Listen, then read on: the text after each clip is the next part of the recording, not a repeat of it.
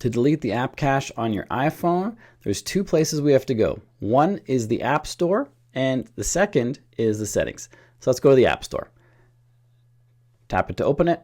On the top right, tap on your little avatar icon, scroll down to where it says Personalized Recommendations. Tap on that to open it, and here you're going to see an option called Clear App Usage Data. This is all the data associated with you using apps. So when you start up an app and it says, allow the app to anonymously share your usage data, that's what this is. This data has to be stored somewhere, then it's sent from your phone to some server somewhere. This is how we clear it. Tap on this, tap on Clear App Usage Data again, and now that's cleared. How much space is cleared here, we don't exactly know, but it's got to be something, right? You use apps on your phone, they store data, it's got to be something we just cleared. But there's more. If we go into the Settings app and we scroll down to General and then tap on iPhone Storage, we'll see a breakdown of all the space usage on your device. If we scroll down, we see a lot of different apps here and how much space they're using. And some of these can be quite large, like photos, like that's normal for that to be big.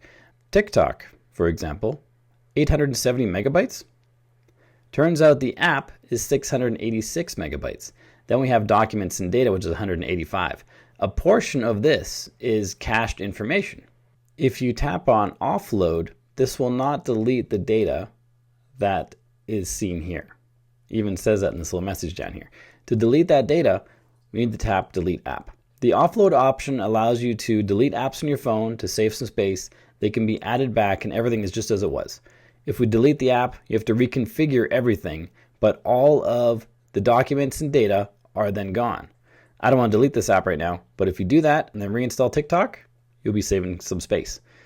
And some apps are major space hogs. Like Safari, the app size is 4.6 megabytes, and I currently have 1.19 gigabytes of documents and data.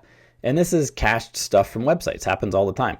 So by going through and looking at all your apps, you can see which ones have a lot of space being used.